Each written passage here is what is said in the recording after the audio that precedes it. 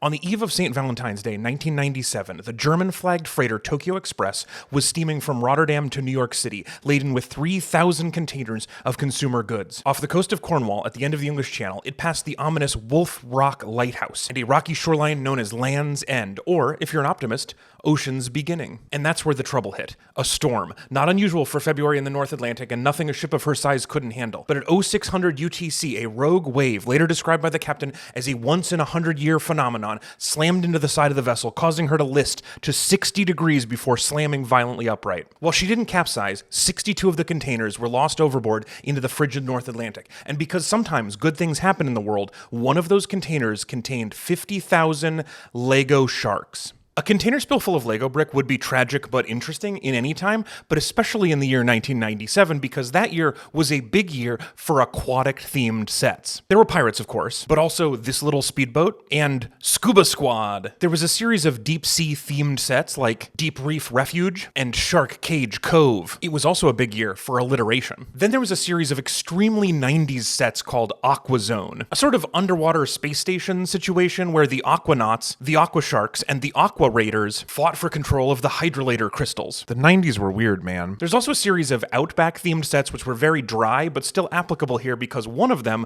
was the Crisis News Crew. More about that in a moment. So when the shipping container full of Lego went overboard, it included lots of pieces from aquatic-themed sets. This actual real-life shipwreck included pieces from the Treasure Hunters set, where Lego minifigures search shipwrecks for treasure. That's incredible. Obviously, plastic falling into the ocean is bad. Boo, ocean plastic. But it's just incredible that this wasn't straws or army men or Garfield phones. And because these weren't complete sets being shipped, these were individual pieces straight out of the ABS injection molds that were going to be combined into sets later in the US. So they weren't in sealed plastic bags, which meant they could immediately disperse. So people started finding them on beaches almost immediately, and they're still finding them 28 years later. All told, nearly 5 million pieces went into the water, and afterwards, the Lego group did a couple of very nice things. Number one, they announced finders keepers. If you see one on a beach, you get to have it, you don't have to return it to them. And number two, they released an inventory of all of the pieces that were in that container. So as soon as people started finding them, they knew what to look for. These aren't from the ocean, these are from my collection just to show you what they looked like, but there were the sharks, which I mentioned earlier. There was also seagrass, there were life jackets, snorkel goggles, there are a lot of swim fins, which are super cute. Look at that.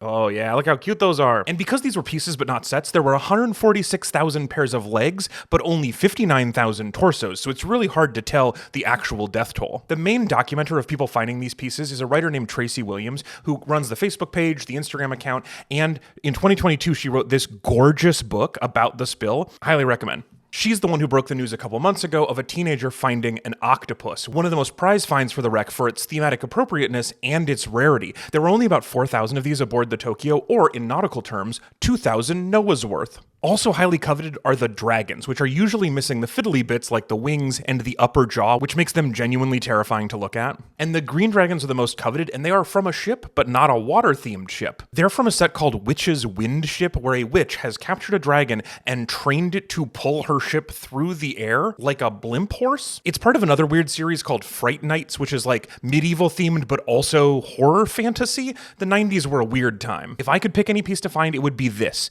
There were 26,000 life rafts and 28,000 life jackets on this boat, and almost none of them have been found because the life preservers don't float. Some Lego pieces float and some don't, and it doesn't have much to do with what set they're in because buoyancy does not care about theme. A lot of swim fins have been found because there were 350,000 pairs of them, and they mostly do float. I think the most incredible outcome, though, are the burps and the lurps. That's Lego dork speak for big ugly rock pieces and little ugly rock pieces. You see these a lot on the Lego competition shows when someone needs to build a boring gray wall really fast, but they were used in sets in 1997 to create underwater habitat.